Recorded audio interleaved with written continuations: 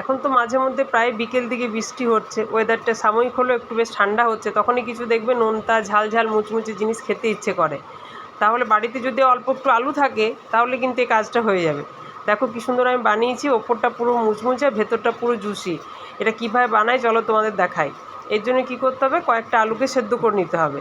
আলু সেদ্ধ করার পরে তার মধ্যে পরিমাণ মতো যে যেরকম ঝাল খান সেরকম লঙ্কা, গোটা জিরে দিলাম, একটু লঙ্কার গুঁড়ো দিলাম, আর দিলাম একটু জিরে গুঁড়ো। এবার এর মধ্যে দিয়ে দিলাম পরিমাণ মতো চালের গুঁড়ো, দিয়ে ভালো করে এটাকে মাখতে হবে।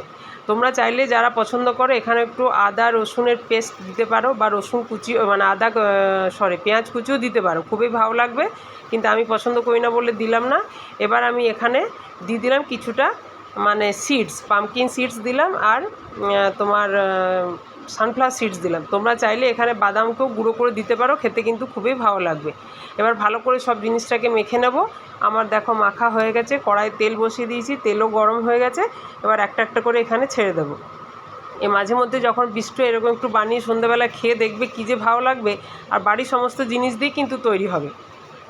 লাল লাল করে ভেজে এবার তুলে নেব।